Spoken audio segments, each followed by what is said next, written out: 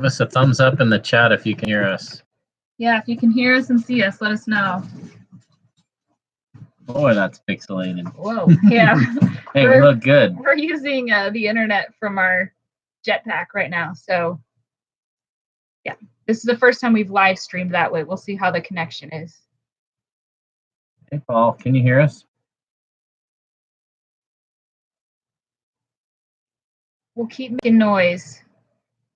Someone let us know if you guys can be our sound check and let us know if you can hear. Yes, awesome. Sweet. Cool. Yeah, let's just give it a few minutes, kind of hang out before we get into the meat. Woo! Here's little Dusty. See if we can make her scream. Okay, so this is going to be interesting tonight because if we let her sleep too much, she won't sleep tonight, but at the same time, we really want to get through this. And if she's awake, she really likes to be moving. So we do a lot of speed walking. I think that's probably from all the bike riding while I was pregnant. All babies love to be rocked, but rocking isn't enough. Like you have to be moving, traveling through space. You'll see me running in the background. Yeah, we're all getting in great shape running her around, which is fun. We're loving parenthood. There are trying moments while living in a tiny trailer, but we wouldn't have it any other way. Yeah, there's not much room to pace the floor with her, but we make the most of what we've got. We're making it work. Thanks so much, Jason. We're super excited. She's not screaming, which is fantastic. She was 5 minutes ago. Everyone who's chimed in so far, tell us where you're from. We got two Jasons. This one's going to be a lot more interactive, where we'll be hearing from you more than you'll be hearing from us. From Michigan. Ooh. What part of Michigan? I want to ride Marquette.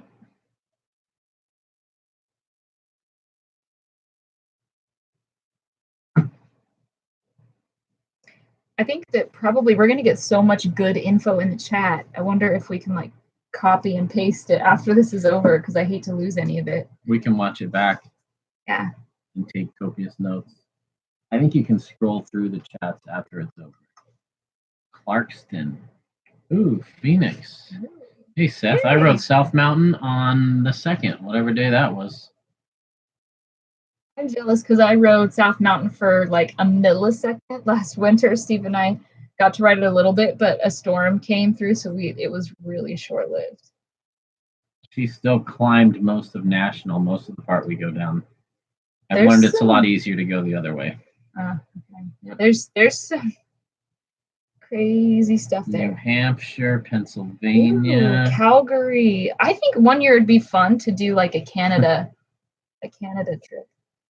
Jason, the Bay Area. Jason Nell, I saw it got down to -23 at night. That is way too cold.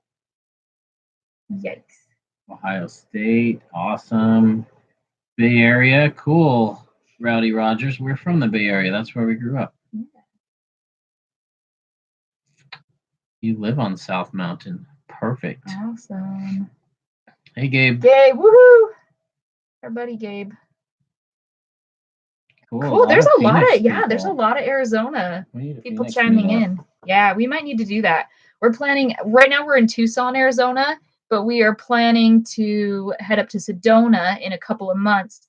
And now I'm thinking maybe we should, like, the day that we travel, we should plan on a weekend so we can do maybe a meetup ride. And South Mountain's only an hour and a half from here. Yeah. So we post all of our meetups on Patreon. It's just an easy way for us to manage it. So we're never offended if you guys, if you're not able to support on Patreon full time, but it might be something to consider when we're rolling through. Frederick, Maryland. Awesome. Oh, cool. That's what we want to hear, Robert. Oh, Haley. Yeah. Our plan is to visit you sometime this year. Knowing our luck, we will plan to visit the week or two you're not there. Yeah, that would be the way. We'll have to contact you, Haley, and kind of, once we get an idea of when we'll be in your neck of the woods and see. If we can get a good shot of it. She's pretty out. But trust me, that's better than the alternative, because for everyone who's just chimed on, Little Dusty likes to be either sleeping or going about 5 to 10 miles an hour.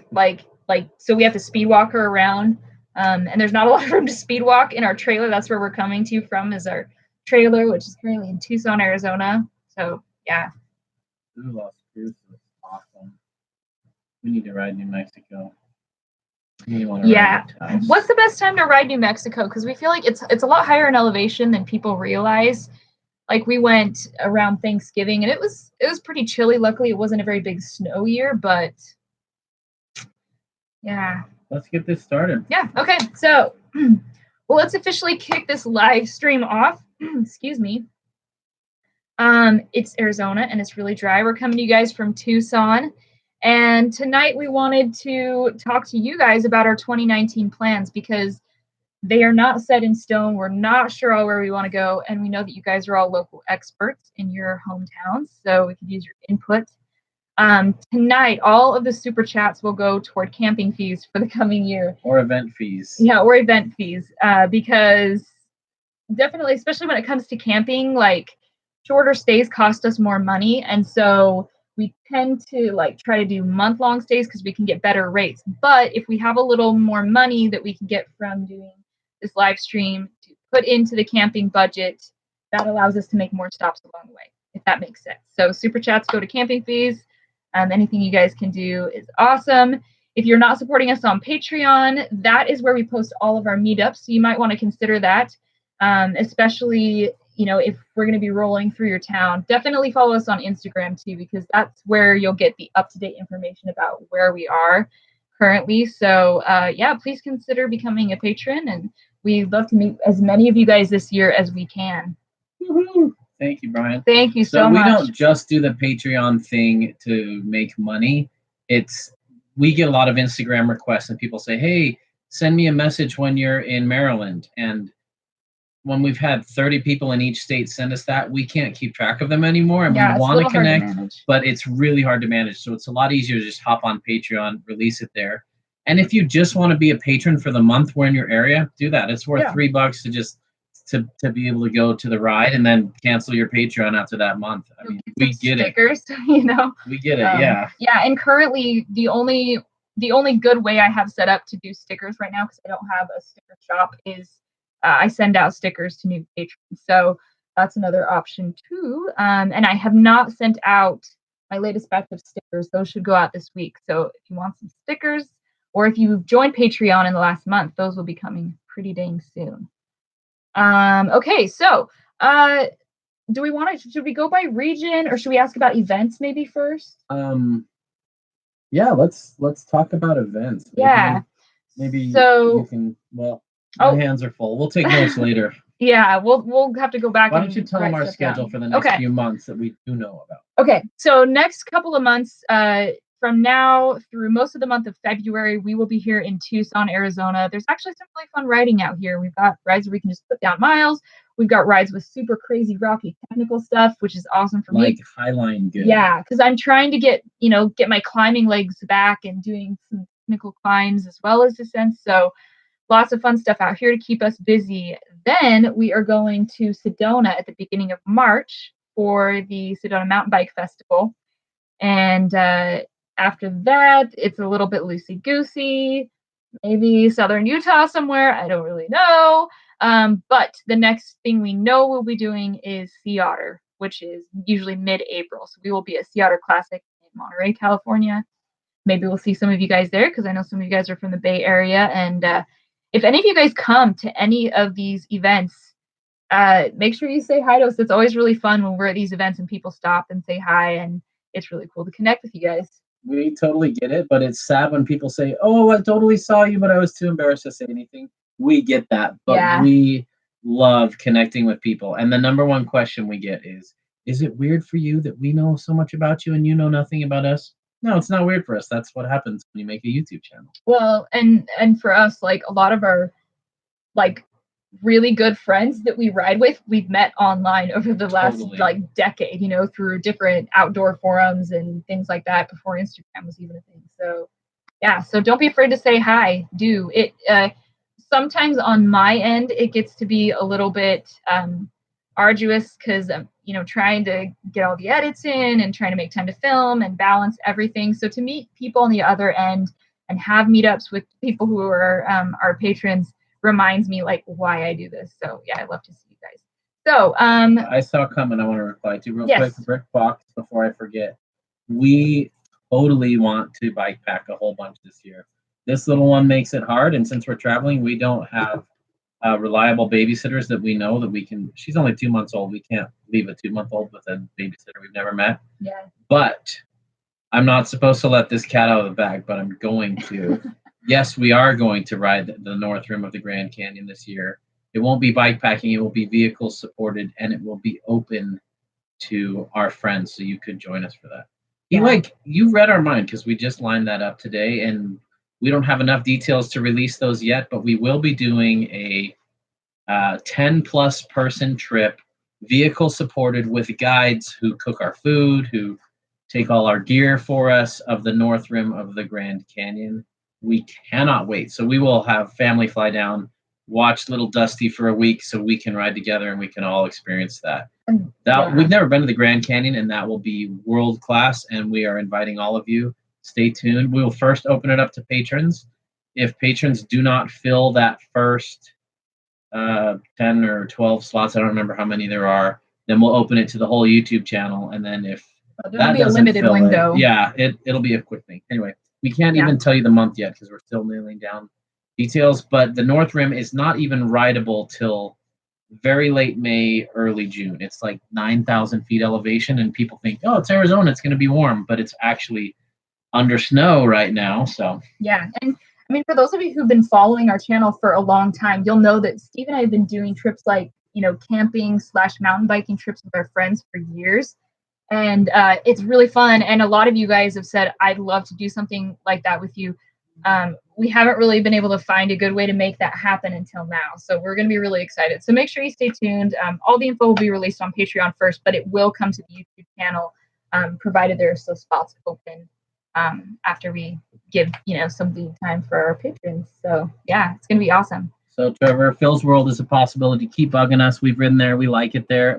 I'm sure we'll be in Moab when we're passing through. Yeah, we've kind of got some loose weeks in the spring that we're not sure like which end of southern Utah, but we'll probably spend some time in southern Utah. We got to give a shout out to our buddy Minor Biker. He has an awesome YouTube channel. He is a beast of a rider. Joseph, he's a good friend. Go check out his YouTube channel. Super cool. He is the mine engineer in the real salt mines of Utah, where they mine the real salt, table salt, and the salt that they use on the roads. And he has such a unique perspective, and he goes to some very remote, very cool places in Utah and has some really cool showcases there. So if you're like more of the exploratory stuff, more of the bike packing destination areas, he highlights some very lesser known areas, and he's just an awesome guy. So he knows lots of cool stuff too. He's a stud. Yeah, and his awesome. wife is awesome. Yeah, and make sure you follow them on Instagram as well. And he's got a super cool dog named Toke, and his dog comes with him on all his adventures. Cool. Okay, you say what you're going to say, and I'll try not to answer everybody. Okay. I wish we could. I know. Well, you keep your eye on that, and I will keep talking. But I am this is where we're going to start to involve you guys. So as far as events, we are planning to do some stuff in the West, but also some stuff in the East. We are completely clueless about anything in the East, and we're only just starting to learn like what events go on even in the West. So as far as events go, what mountain bike festivals and race, open to amateur races and things like that do you guys know about in your areas, events that you're planning to attend or that you have attended that you want to put on our radar? And also, I know there's a couple ladies who've tuned in. If any of you know of any women's specific events as well, let me know. I'm planning, hopefully, I mean, we've still got to see how the timing works out, but I'd really love to go to Rome Fest, which there's one in Brevard, North Carolina, that's in May, which is going to be a little too early. I think we'll still be in the western half of the United States. But then in October, the very end of October, is another Rome Fest. It's a women's mountain bike festival. And all right, I see, Sam. Where is the KC Women's Dirt Summit? What state is that in?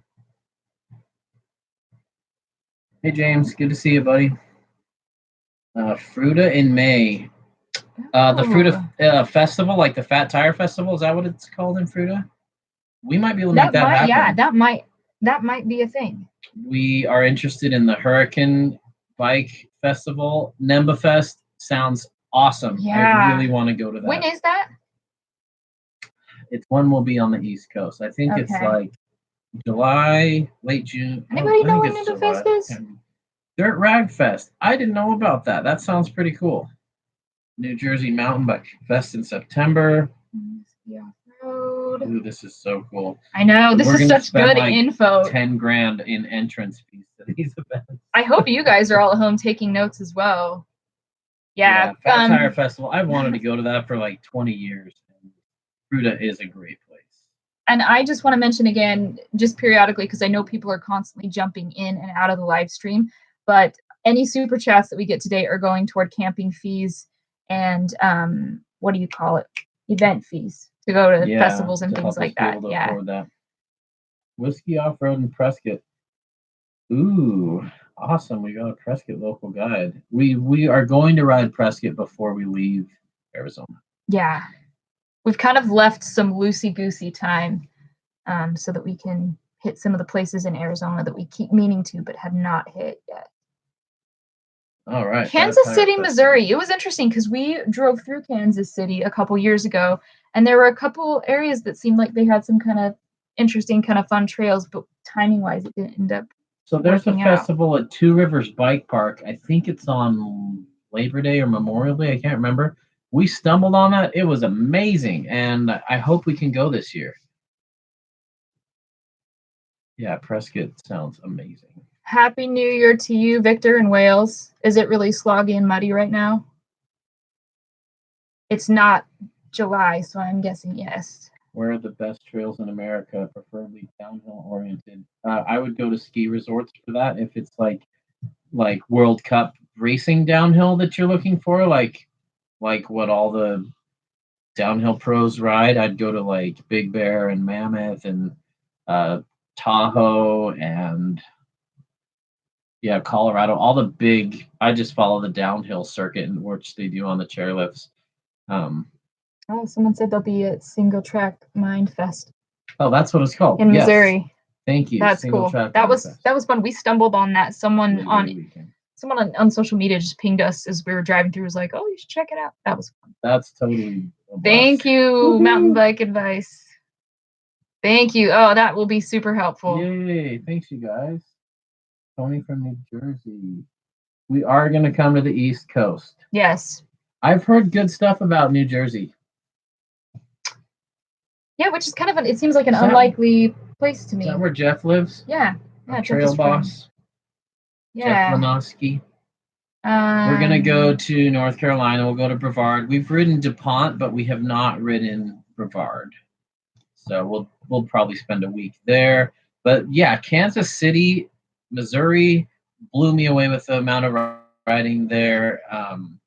And we'll spend a ton of time in Bentonville. Bentonville, yeah, yes. For sure. Bentonville, we've been talking that we still got to figure out how the calendar will work out, but I'd love to spend at least 2 weeks there because, I mean, the more we travel, interestingly, the less time we have to ride because we still have to work and we still got to parent her. And then you consider travel time. And then there's little things like laundry day and grocery shopping as well. So the quicker we travel, the less time we have to ride. So if we were able to stay for 2 weeks, we could just get some real good exercise and put down some real good miles.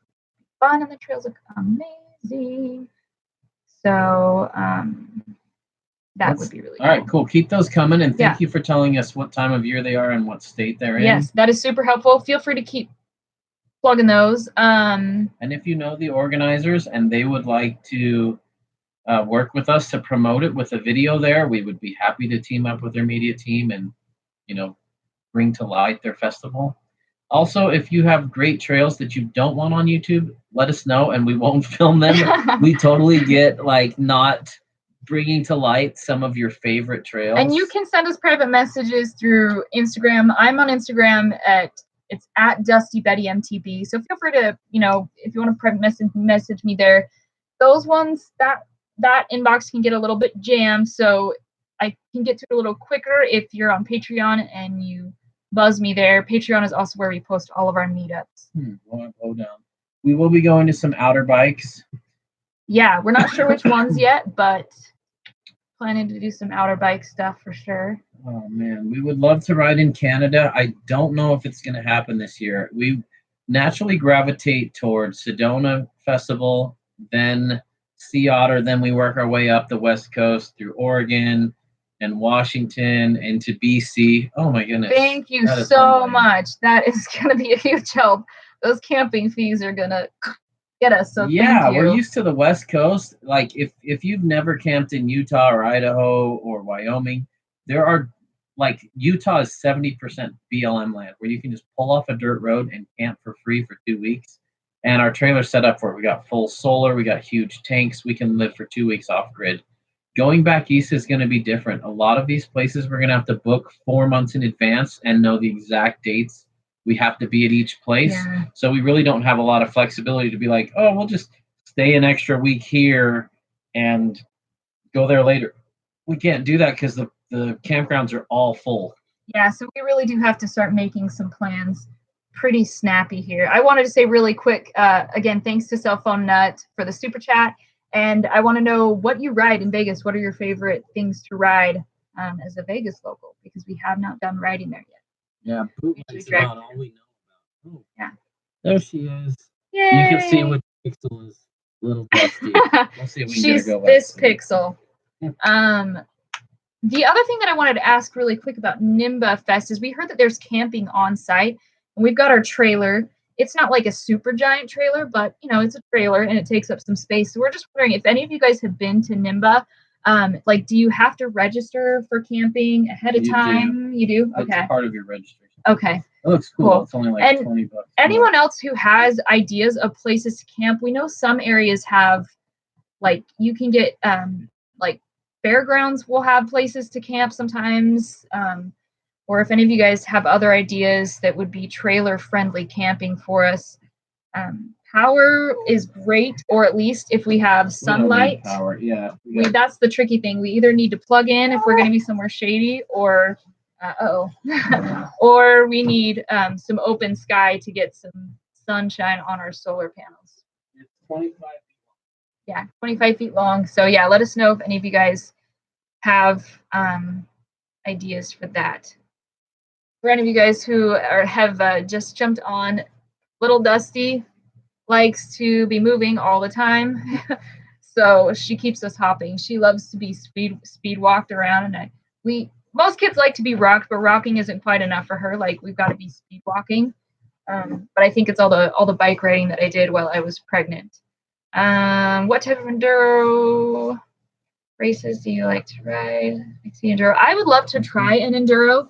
I'm trying to decide how to do that this year because I was planning to do the Sturdy Dirty, but I kind of got to figure out timing wise when the Sturdy Dirty series is in the Western United States might be starting right as we start to head east. So do any of you guys know of any amateur? I'm not a seriously competitive person. I just think more like, someone who runs marathons and half marathons as a hobby. It's just kind of something to train for. So if you guys, any of you know enduro races in your areas, particularly in the eastern half of the United States, that would be fun for a lady gal like me, I'd love to know. I know there was one at Single Track Mind Festival. I've raced XC before, and I did a downhill race once, and I did not enjoy either one. I've raced BMX in the past.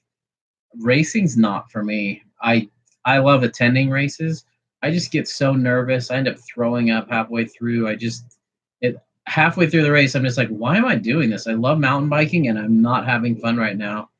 Maybe if I was really fast, that would be different, but I just like riding with friends, stopping when we get to a hard part, sessioning it for 20 minutes, and then moving on to the next hard part. Right, thank you so much for the super chat. We will put that toward our camping fees and event fees. What do you ride in Richmond, Virginia? Because we were there for a really short stay, but we had a hard time finding what people ride. But I know that there's mountain biking clubs in Richmond, Virginia. So I know people there ride. We've ridden Stokesville. Stokesville is fun. That's a fun place to camp. Fun. We will hit Pisgah, we promise.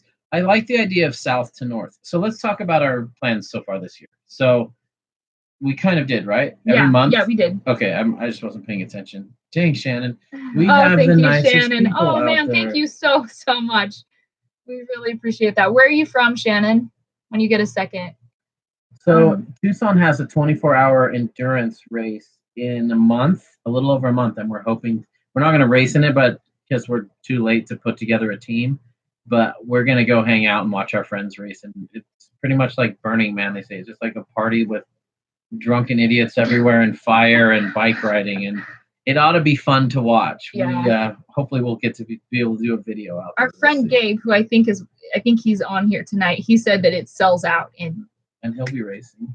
Yeah, in like. Yeah, seconds. the Stokesville Bike Park was surprisingly fun on their property. We had a blast there. Yeah, that was super fun. And when we went, it was after Labor Day, which for the full-time traveler, like the day after Labor Day is like Christmas because things die down a lot because people kind of like settle back into normal life. And so it was just peaceful. There wasn't very many people there. There was nobody there during the week, and it was beautiful. And being in the Shenandoah Valley, for me, like I'm a total history geek. So I was just like, oh my gosh. And then, then we stayed in like kind of in the Richmond area in Powhatan, and we paddled the James River, and I was like, I feel like Pocahontas. It was amazing. So we also need to know the best months to come those places. We don't know when the bugs are bad, when it's super humid and just too miserable to ride. So I do think we're going to be heading east mid-June. Did you tell them that?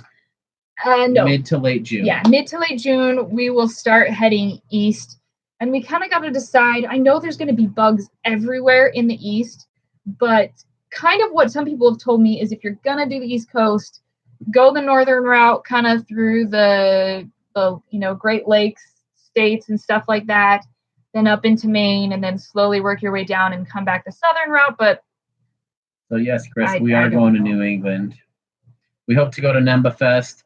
We want to see Haley up in. Is she in Vermont? Yeah, Haley's in Vermont. New Hampshire. Oh, she's up there. We want to go to Maine. We've never been to Maine. We think it'd be fun. Another thing that sucks when you travel full time are toll roads. They charge you per axle. So the truck has 2 axles and the trailer has 2 axles. So like crossing a bridge can be $80. It's crazy. Yeah. And we're scared of the East Coast for that reason. And imagine riding like a couple of, if we do a couple of turnpikes and a bridge in a day, it's going to be like. Oh. We've had friends spend over $300 a day getting from one state to another because of toll roads on the freeway. That doesn't seem right to me, but it is what it is. So please send super chats because like we're from the West and like there's some of that in the Bay Area and LA and a couple other areas, but most of the places that we spend most of our time just don't really see that. And so we forget about it and get there and we're like, yikes. Oh shoot, NEMBA Fest is June 28th. We would have to drive directly there. I don't know if we can make that. Oh man. We'll have to trails see. Are on the list. We're definitely going to ride there. We're definitely going to ride Duluth. We are going to Quebec City. Sweet. Oh, cool. Someone actually told me that there's riding in Quebec. That'd be pretty. I'm sure sweet. there is. Yeah, fall color rides, I'll bet are amazing. We'll be in Marquette. We'll be in Kingdom Trails. We'll be in Duluth. We'll be. Where else do we want to go?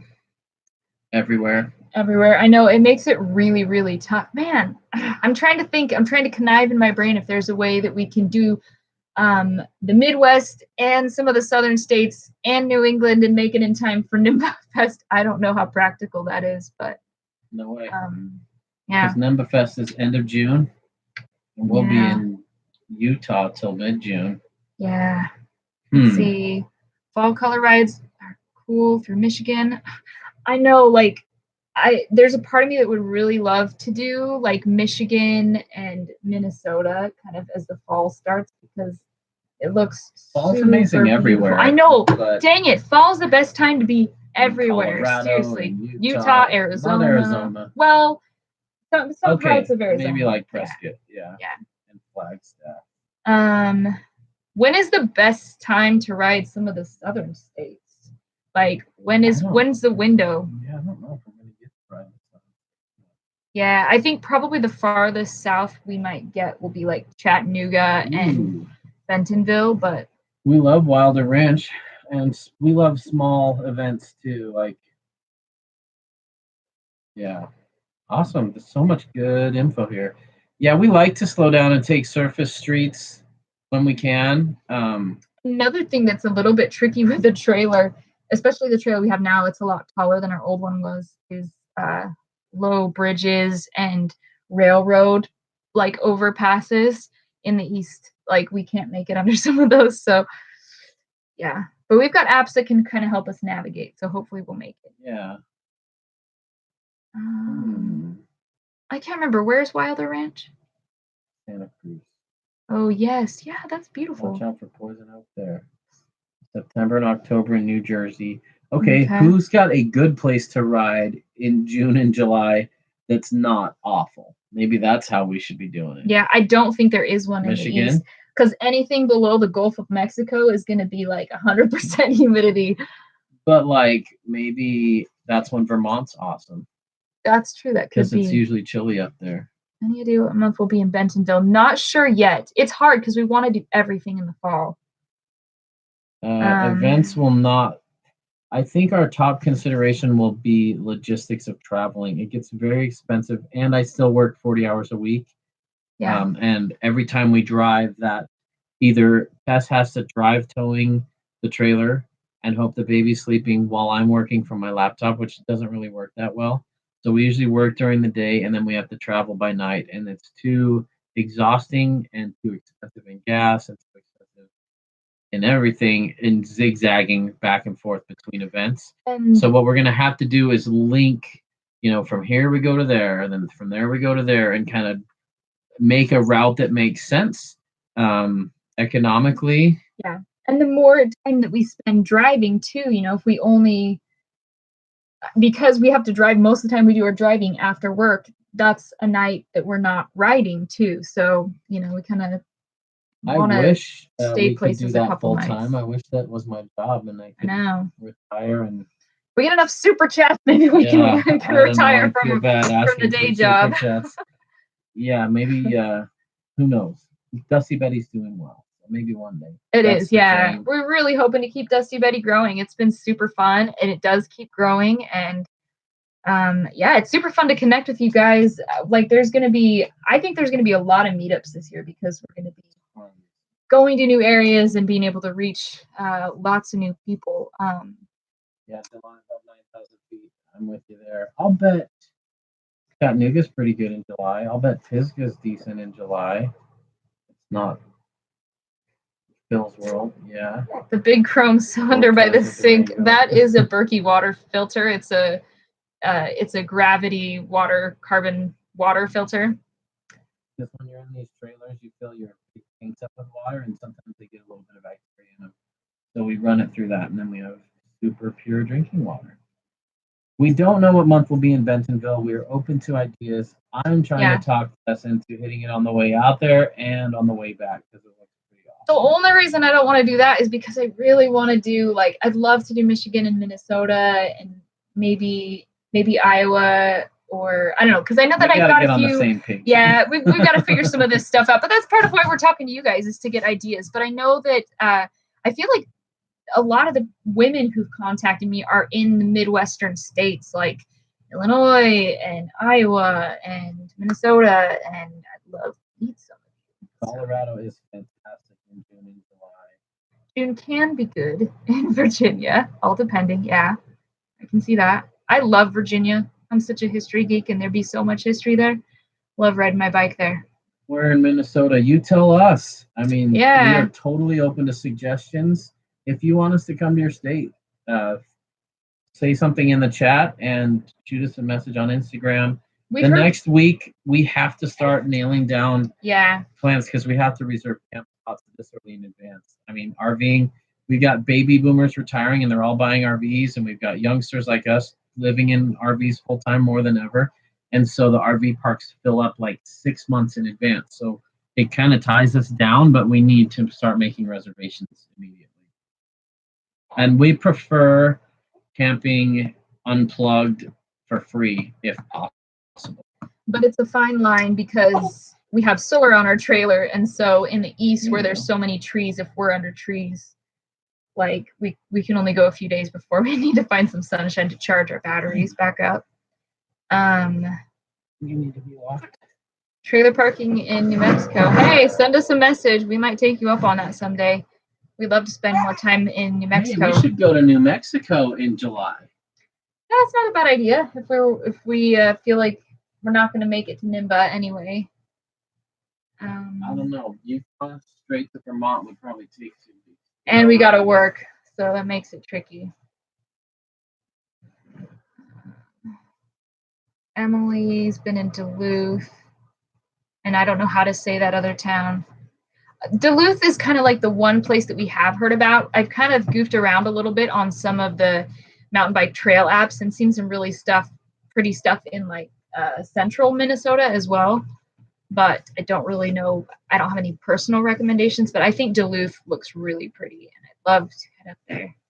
Can't wait till we can bike pack with this little one because we fell in love with bike packing last year. It's so fun. That's another thing that we're starting to kind of think about is, next year when she's old enough to wear a bike helmet and we can tow her behind us in a trailer, what are some bike packing routes that we could do on double track so that we could take little Dusty with us? That'd be pretty sweet.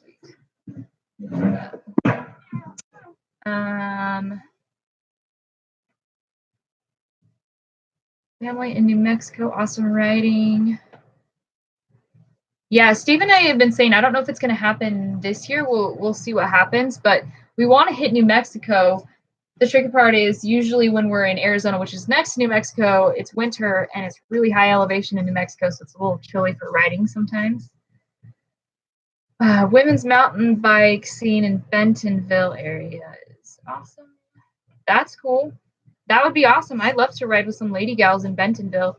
And I'm hoping we can spend at least a couple weeks in Bentonville. Thank you, Dave. We always figure it out. But this sure helps. Like, we're getting so much good intel from you guys. Let's see, where else? Are there any areas that we've still wondered about? Oh, Michigan. Where do you ride in Michigan? Curtis, thank you so much. Where are you guys based, Curtis? Be fun to ride with you guys. Yeah, and then if anyone here is from Michigan or knows Michigan, like where would you guys ride? We've heard good things about the UP. And Marquette. Is Marquette, is it like part of the UP or is Marquette somewhere else? I don't even know. Come to Las Cruces this month. Is the riding good? Must be. 4 hours from Tucson. It's about the same elevation as it is here. We didn't go to Las Cruces. We went to Silver City and had a blast down there. Yeah. That's under snow right now. But yeah. Man, that's a neat place Silver City, that place has a lot of potential. If you guys go there, check out Gila Hike and Bike too. It's a local bike shop in town, and they can give you some good trail info and stock you up with any gear you might need. But we had fun riding there. Like, it's cool. It's kind of a fun place to get off the beaten path. I'm not a Strava guy, but I should do Strava for all my paces with little Dusty. I'd rack up some good miles. Yeah, she likes to be moving all the time, so that's how I'm losing the baby weight. Gila is on my list for hiking. Yeah, that's pretty a beautiful cool area. It really is. Yeah. Yeah. Monumental Loop. We'll check that out. Those of you that tuned in a little bit late, we sort of announced, we'll be announcing it officially soon. We are doing a group camping guided North Rim of the Grand Canyon trip, 5 days with people that cook your food, and we will be releasing details on that, but we want to invite you guys to join us. The best part about being YouTubers and doing Dusty Betty is meeting all of you guys. And it probably seems silly to you guys, like that we would care so much about meeting you guys, but those of you that have met us, like we still text weekly with people we meet online. We ride all the time with them, and it's the best way for us to find real friends in real life. Yeah, it's the only way we find friends. I mean, we've been going on these mountain biking camping and mountain biking trips for years with our friends, but now that we're kind of putting ourselves out there on YouTube with the mountain biking stuff, it's kind of like opened up our circle, and a lot of you guys have said, oh, we'd love to go, on a trip like that with you guys, and we think we found a way to make it work. So we're hoping that we'll get to meet a bunch of you guys in the coming year on that trip. And if it goes well, there's definitely the potential to do more of that. Like, we'd love to get to the point where we could do multiple trips like that every year and meet a bunch of you guys. Problem is, like, spots are always limited. So, I mean, we can't just give an open invite. Like, those spots are going to be limited, but we'd love to meet a lot of you guys on those kind of trips. So, yeah. It's hard. Sorry, it's hard to like talk to you guys and read at the same time. We have to like take This was turns. a hard live chat because we really wanted to get info from you. We don't have a whole lot to say. I know. Yeah, we're But we are mostly open to just questions. reading. If you guys have other questions not related to travel, too, pop them in there. Yeah. Grand Rapids, Michigan. Really? Ooh. Okay. And in the Southwest. I know where Grand Rapids is. That's cool. UP is awesome. Love the Marquette area. So, okay, is Marquette on Yes. the It's in peninsula? UP. Okay. Cool. Hey, Trevor. Hey, yay, our buddy Trevor is here. Trevor has been on many camping trips with us and backpacking trips and all sorts of things. He's our soul brother. Maybe post up what is your dream trail or destination that you want to ride one day but haven't, and can you make it happen this year? Maybe we could connect there together, even if it's not your home state. Just to kind of give you guys a little bit of an update, like, I am riding again now. I had 6 weeks of not being able to ride after having little Dusty here, and then 2 weeks of hell, which was in the freezing cold, Steve and I trying to get this trailer ready to go, because for full-time living, we like to make a lot of modifications to our trailer. So there was 2 weeks of intense getting the trailer ready. And so I'm finally riding again, and it feels good. I've lost a lot of muscle over the last couple of months, which is a bummer, but I'll get it back. Yes, we are going to ride Moab this year. It wouldn't be a year without riding Moab. Yeah. We lived 4 hours from there, and actually, I don't know if I've ridden this year yet. Not this year, but Yeah. yes, But usually we go. I know. Probably between Sedona and Sea Otter. Since we've been traveling full time, we tend to like spend a month there in the spring and a month there in the fall, and we love it. So those of you in Ontario and Canada that will be close to us, you could sway us to go up there. We probably won't take the trailer because it's a pain getting your house across customs, but we could do like a couple nights camping in the truck. Our truck's set up to sleep in it. So if you keep bugging us, if you want to see us, if you don't really care, then don't bug us. But if you'd like to connect, it might be possible. I don't want to promise anything because we never know what's going to happen, but and especially with the baby, but it sounds fun. I also think it'd be fun one year in the summer to do a tour of Canada mountain biking. It would be cool. Is Outer Bike on the schedule for us in October? Not sure. We do want to do Rome Fest, or Tess does. I can't go to that. That's in Sedona. I'd love to go to Rampage, but those tickets are impossible to get. It's super expensive. And that would make us need to get. It's so hard because October is like September and October. You just want to be everywhere, so we'll kind of have to prioritize. Thanks, Gabe, for vouching for me. We will probably go to Outer Bike in March. We got to see when that is. We might also go to Moab. Has a festival called the Moab Thaw. I can't remember if that's before Sedona or after. I think it's after. That sounds like a fun time. That's put on by Poison Spider Bikes. They have a really cool shop. Yeah. Right. Chattanooga is a really fun place. I'm looking forward to going back to Chattanooga because we have friends there we can ride with, and the riding community there is very tight knit. Like, everybody knows everybody.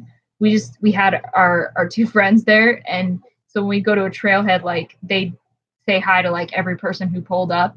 And so it was really fun because even though we didn't have a lot of like personal connections there, like we had these awesome group rides. So biking with Emily, you want to go to Moab, but you want your skill level to be higher. You can ride Dead Horse Point State Park in Moab. Perfect introduction to Moab stuff. Better scenery than almost any Moab trail on the planet, and it's any beginner. We've taken beginners on their first mountain bike ride ever there, and they had a blast. There's a couple spots some people might walk, but Emily, you probably won't. Is this 'Cause Emily from here?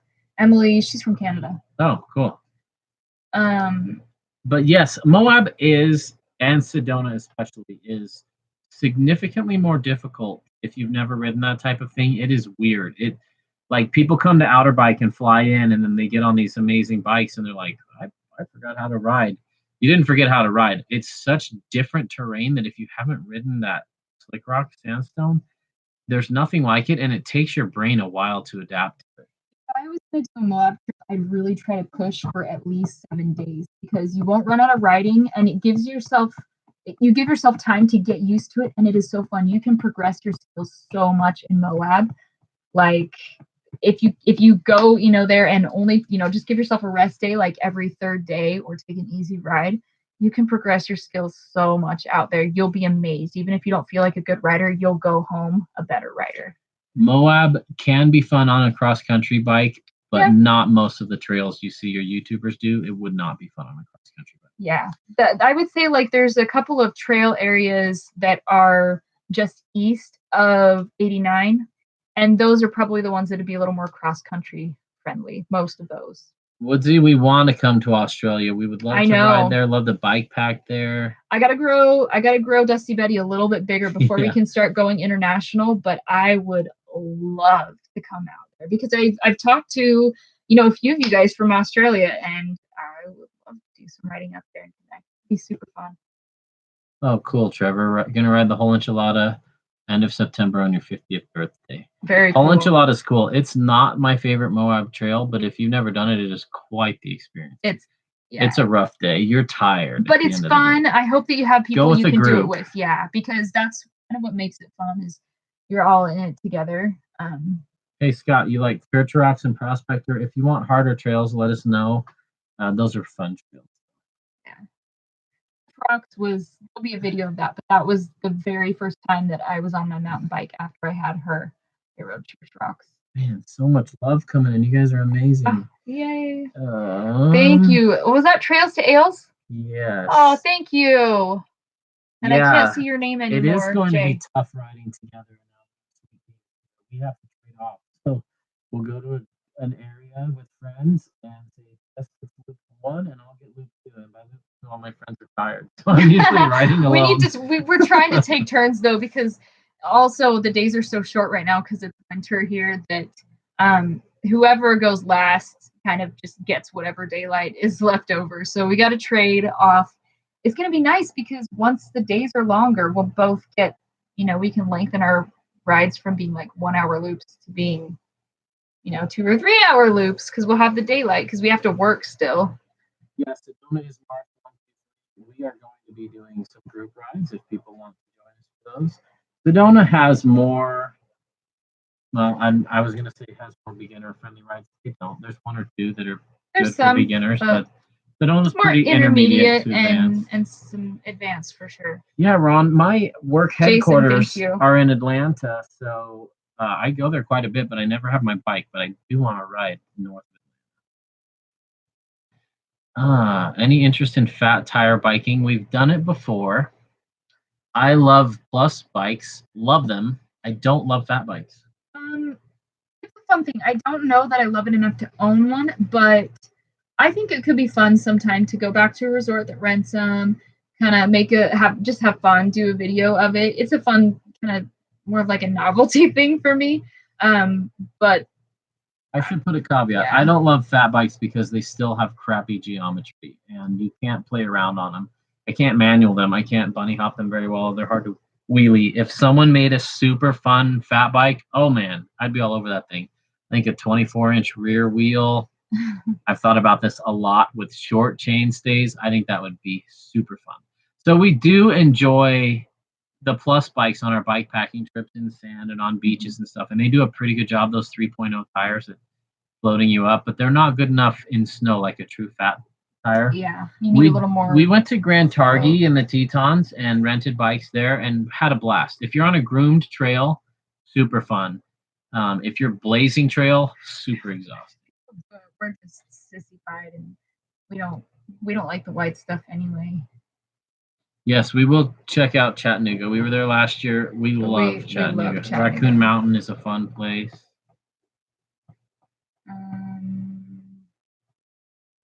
Trevor, if we are in Moab in September, we will totally join you for that ride. Chameleon Life. We love the Chameleon. I love the Chameleon. I wish the Chameleon was a little bit slacker, then it would be the perfect bike. You know what? Oh, I don't want to get too distracted talking about bikes. I could talk about bikes forever. But I was about to say something about like recent like experiences on bikes and things, but we don't want to like give too much away, and we don't want to get too sidetracked.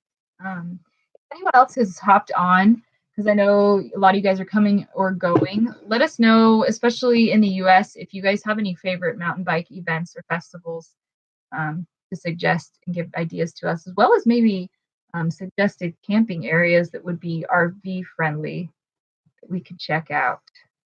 Ben, you can't put an angle set on the Chameleon because it's an integrated headset.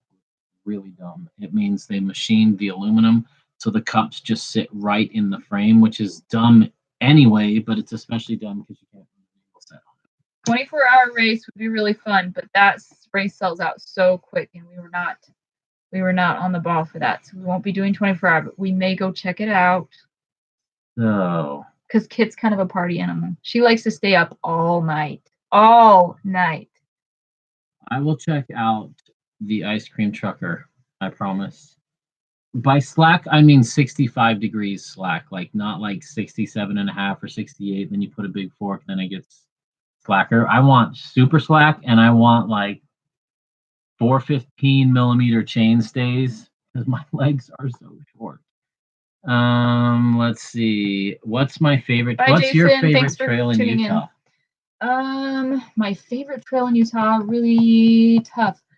Gooseberry is really fun. It's like there's not a lot of elevation. It's more like roller coastery, like up and down, but it's a fun challenge. That one is really fun. Ahab kicks my butt, but that trail makes me a better rider and a better climber. That's got some really tough climbing on it, but it's super rewarding. I don't know. It's tough. There's so much good stuff. Do you have a favorite trail in Utah? I love Gooseberry Mesa. I love Ahab. I'm starting to love Slick Rock. I've probably ridden it 10 times, and the more I ride it, the more I like it. I do not love Slick Rock. It's not fun the first 5 times, but I can clean the whole trail now, and now it's fun. He's a boss. And I don't get tired. I like really steep, really chunky, difficult power move climbs now. I'm really enjoying those, like South Mountain in Arizona. Such a good trail. With a kid now, I don't know if I'm going to want to do Slick Rock because I usually go with Steve, but if I don't have Steve to go with, there's going to be no incentive for me to ride Slick Rock anymore. I don't know. It'd be good for me, build character. We love to ride with Biker and Brian. Brian is way more busy than you'd think. So is Single Track Sampler. Yeah. So is Seth. All those guys are so busy. And like where we're just planning our year, like those guys had their year planned in like October. Like they're too busy to meet with us. But they're super, super nice. But yeah. And it's fun crossing paths with them when we get to. But especially Brian he's really, really hard. Really hard to get hold of. All right, so back to fat bike geometry. No way you could happen with 5-inch tires. With a 24-inch rim, you might be able to. That's my thing. So anytime I talk aggressive geometry on fat bikes, for a fat bike, the Surleys have pretty good geometry, but for a regular bike, for short guys, they're just not. They drive like a truck to me. So anyway.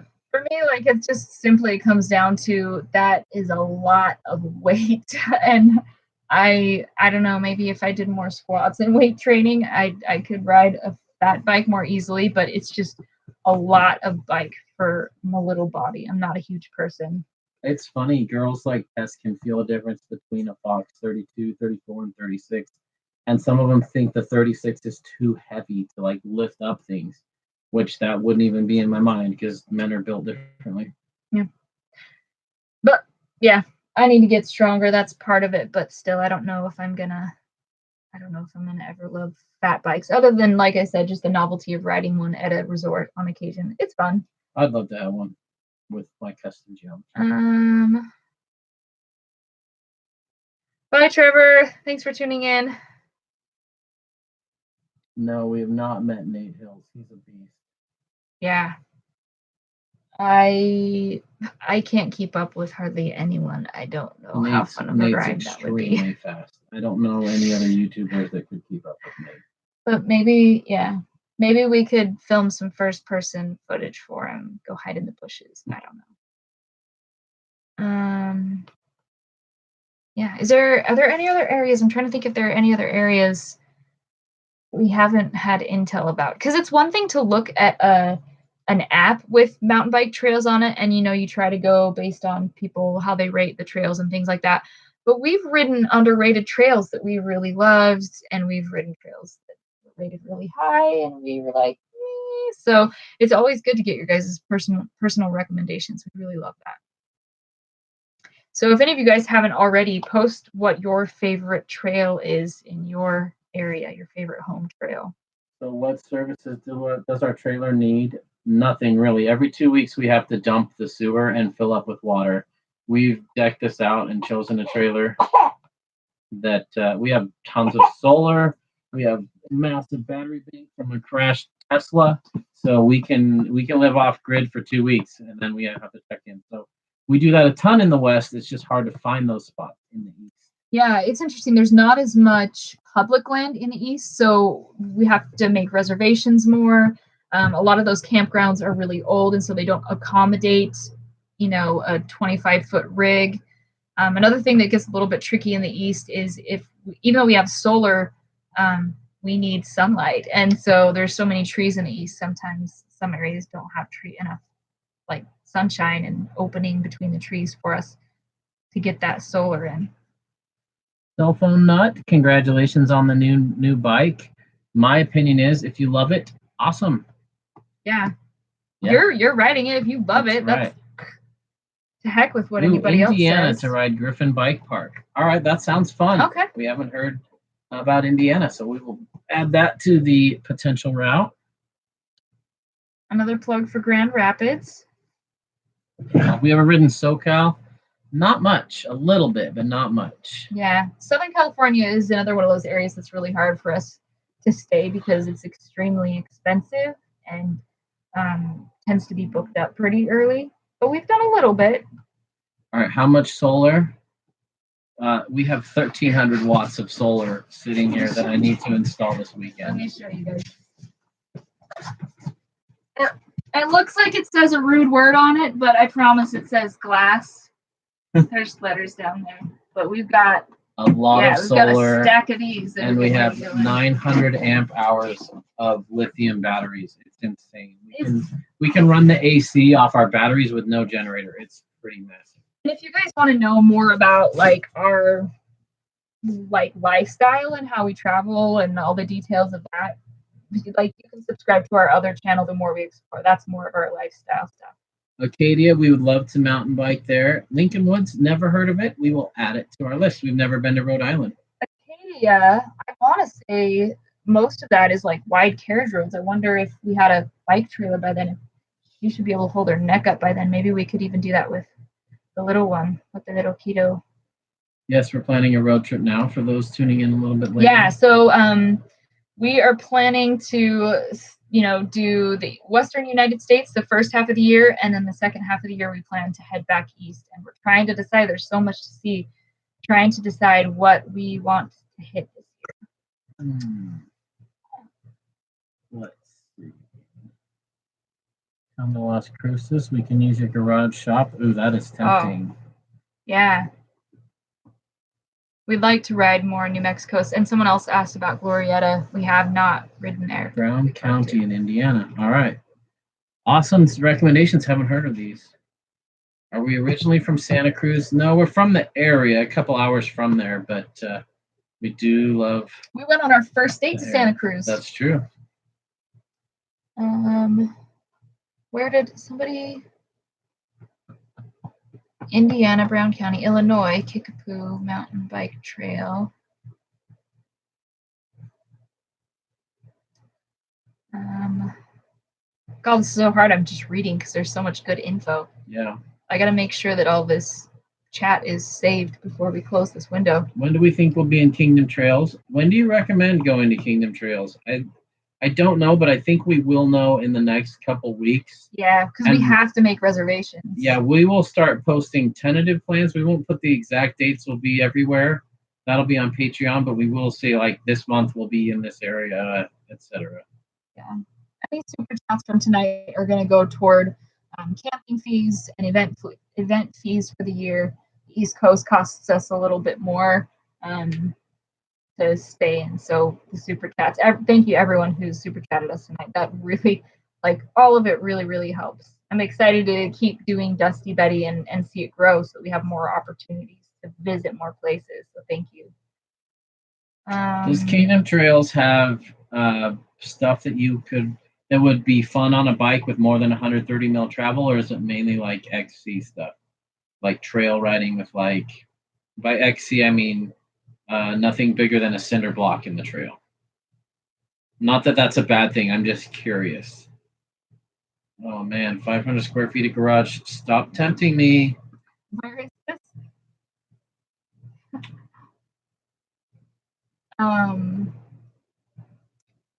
New Hampshire. Ryan Smith.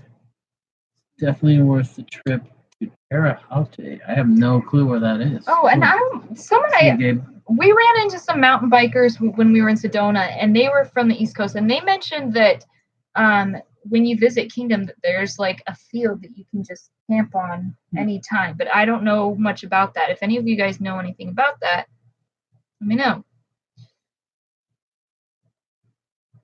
All right, cool. Dave and Hillary, yay! All right, Brook Mountain at Kingdom Trails. Cool.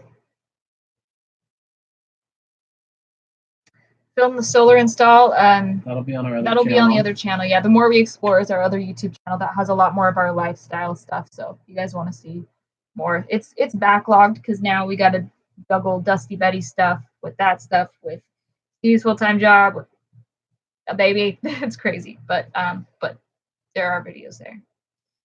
Oh, sweet. One of my favorite pastimes is hopping on MTB Project and just saving stuff to my radar based on the ratings on it. And there are so many good trails in this country, and people that can't find good trails within 2 hours of them, I feel bad for them, or they're not looking hard enough, or both. Hot. Or Hate, or however you say that. I've heard of that before. Oh,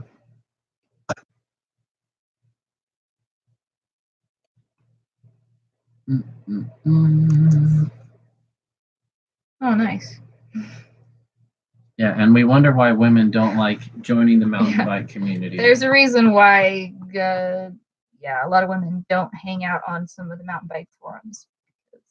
They're not always a very respectful place for women. Yeah, I wish we do need a moderator. I don't know how to block people. We need to get a little bit better at this. It's sad, it's sad that there are people out there that that's what they do, is they annoy other people instead of contributing to the world and making it a better place. They're just being idiots. I don't get it. I'd love to set you as a mod. How do I do that, Yum Yum? So someone asked for a recap of what's been suggested. There's been so much suggested, but if you have just hopped on, we are some of the places that are kind of on our radar for when we head back east in the second half of the year. Like, we want to do Bentonville. We want to do Vermont. We want to do possibly Brevard. Did I already say Chattanooga? I like to do Minnesota and maybe some other stuff in the Midwest, maybe some stuff in Michigan and other places that we pass through. Like nothing is set in stone yet, so like we're game for other ideas as well. But also anyone else who has just come on, if you've been following Dusty Betty for a while, you will know that we have been doing mountain biking and camping trips with our friends for years, like predating Dusty Betty, and we've continued to do those and feature them on Dusty Betty. And a lot of you guys have said, I'd love to go on a trip like that. Well, luckily we've finally come up with a way, like logistically, to be able to invite some of you guys to come on a trip with us. So we will be announcing that really, really soon. We'll announce it on Patreon first. Patrons will have the first opportunity to sign up for the trip because there are going to be limited spots. And then we will launch that on the YouTube channel for the remainder of the spots. And yeah, so lots of cool stuff coming for that. Did we say where it is yet? I was The trip? moderating. I wasn't paying Are attention. we saying where the trip is? I can't even remember. Which trip? The June? No. I let the cat out. Not the June one, the other one. Dang it. Yeah. I'm not very good at this. The trip that we're doing is The multi-day trip? Yeah. Yes, We've said, okay, it's North Rim of the Grand Canyon, which this is a really great trip because you can fly into Vegas. We'd be meeting in St. George, and there's multiple shuttles running back and forth between Las Vegas Airport and St. George every day, so you wouldn't even have to rent a car. It's a pretty good one if you want to see the Grand Canyon or you want to mountain bike there. Like, it's going to be a good one. So more details to come. No, I don't think we'll build our own tiny house because that means less time riding. We're pretty spoiled with how much we ride. Yeah. We probably ride 3 to 4 nights a week. Even with the baby, it's pretty awesome. Oh, MTV Yum Yum. Hey, yeah, welcome. Thank you so much for moderating and helping us out. Thank you. We love your stuff. If you guys want to see the best bike reviews around, make sure to check out his stuff. Awesome dude. You know, we need to ride San Luis Obispo. We have not ridden there. Yeah, I like San Luis Obispo. California's a big financial burden for us when we have to stay there. Like right here in Arizona, it's about $30 a night to park our RV somewhere. Now, if we get a monthly rate, it's more like $400 a month, which is really cheap. When we go to California, it's like $80 to $90 a night to stay somewhere. And so that means a week is over $600. And so, and you know, sometimes we do it. Like Sea Otter's super expensive for us, but we do it. In the last couple years, we've gone to spend some time in Northern California, not necessarily Central, but we've done a little bit in Northern California. But we're not going to do as much this year, but we're always going to want to go back. There's lots more that we need to explore. Yeah, I don't mean to complain. It's just, it won't fit in the budget to stay in California longer than Sea Otter for us this year. Yeah, especially, we kind of have to allocate some of that budget for the East Coast because it's going to cost us. Salida is great in July. Salida's Colorado, right? I believe so. That's a burden for me too. Yeah.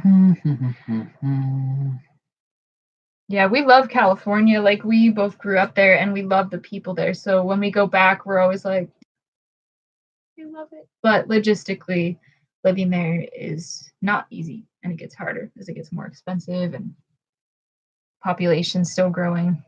We're crazy. People are so nice in California. Well, I think we're about ready to wrap it up. We're open to questions not related to travel. Yeah. If you guys have any questions or some of your favorite videos that you'd like to see more of, we are open to feedback. Like, what would you like to see more on the channel? Yeah. It's not a democracy, but we do like input. It's interesting to see what you guys are looking for. See what resonates well. Another thing too is we really should get to the point where we're doing like at least a monthly live stream. I feel like, especially now that this is the first time we're trying to live stream from our jetpack, so it's a little pixelated, but I feel like it's possible. So I'd be interested to know if there are any topics you guys would love to see us cover on a live stream. Let us know, and maybe we can get to like doing this kind of on a little more regular basis. All right, Alex, we'll have to check out Baker's Creek. Thanks for the recommendation. California has some awesome riding. Northern California has a lot of great beginner intermediate stuff. I could be fine on just a hardtail in Northern California and have plenty to ride. if you go to the Tahoe area, you could, you could find stuff that put an enduro bike through its paces, but I would not have my Rollick 607 as my main bike if I lived in Northern California. It's just a lot smoother there. California's great There's for still newer some riders. Rudy stuff, that can make it pretty gnarly. There are some difficult and pretty steep and Rudy trails, but yeah, I agree. Awesome, New England. I'm glad to hear there's slow techie stuff there. Sweet. The baby's name is a secret just because we respect her privacy, and when we want her to be able to decide when she's an adult or a kid or whatever. Yeah, you guys have seen the trolls already tonight, and I want to protect her from that. And there's enough awful people out there that, we're even tempted not to put her on the channel, but I know so many of you guys are curious. But we're trying to protect her, and once you put something online, you can never get it back. Yeah. And so we're going to be pretty private about her and her life. And yeah, I know it'd get us a lot of views and a lot of likes, but we just want to respect her privacy and let her, reveal her name when she feels like she's ready. But yeah, so that's kind of that. So she shall be known henceforth on the internet as Little Dusty for now, and I think she's gonna she likes moving. This kid likes to move, and so I think she's gonna like riding bikes. And she can be a soccer player, she can be a ballerina, she can be in the chess club, like she can be whatever she wants to be. But I do think at the very least, riding bikes is something she'll be able to appreciate as a family activity. But it'd be really awesome. Are we sleeping at all? Not this week. She used to be really good at sleeping through the night. We're working on it. We moved into the trailer this week, and so it's kind of put her off her normal schedule. We're going to pay for this because she's sleeping right now. So yeah, we're going to pay for that tonight. But we just figured at least she's not screaming through the whole live stream. But yeah, we'll get her back on a schedule. She's not used to living in the trailer yet. Adam, we need to interview your brother. He is a local trail rock star, and we need to come ride with you again. I've been seeing videos of you, and you are killing it, man. Excited for your race coming up. All right. Can we get more fat bikes and plus bikes on the channel? Reviews or I'm guessing? I don't have one of those, and we don't have room for any more bikes. I have plus bikes, and I love them. You know what? I wish I could do more reviews, and I wish I love doing reviews, and I love riding bikes and comparing in my head. Yum Yum's the same way. We both have a very similar way of looking at things and analyzing how this rides compared to that. And what's really happening now is what I'm seeing in reviews is the perfect bike for me is not going to be the perfect bike for you.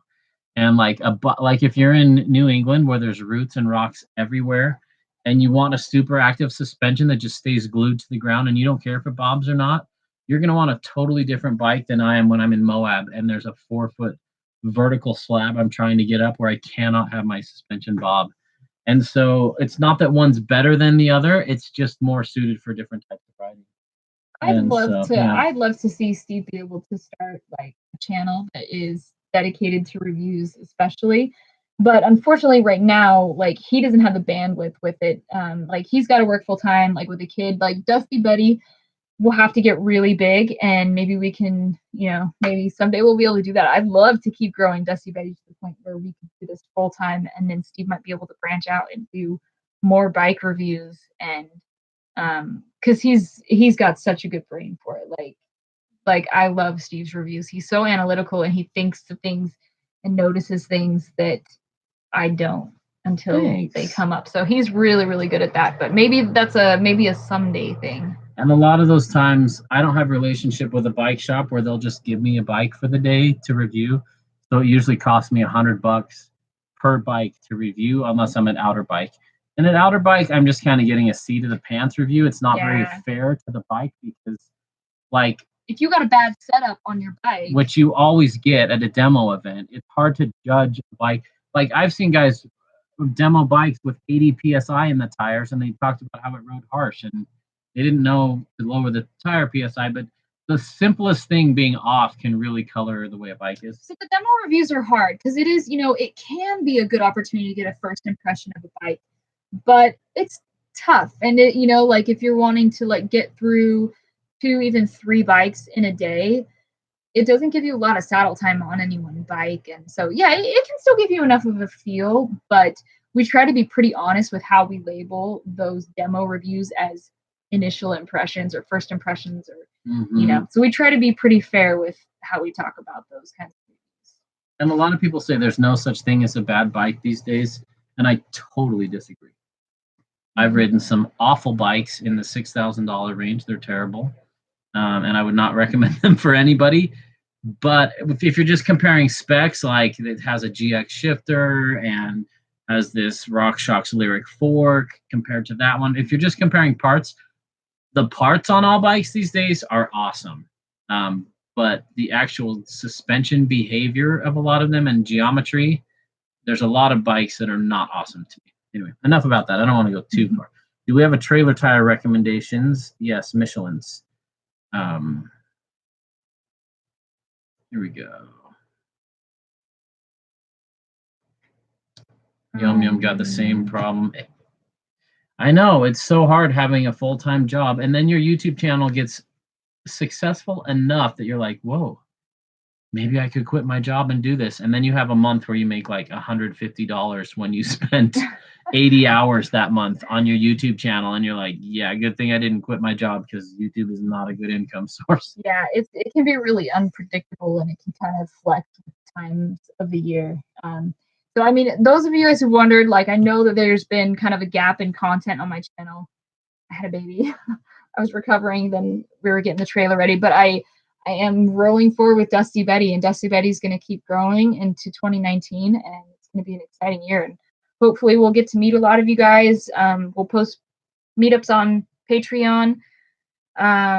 If you don't follow me on Instagram, it's at Dusty Betty MTB. Follow me there, because then you get current updates of what's happening now. But I think that's it for tonight. Is there anything else that we wanted to cover? I'll answer a couple more questions. More skills sessions, please. Cool. We like those. Okay. We need to do some of those. Yeah.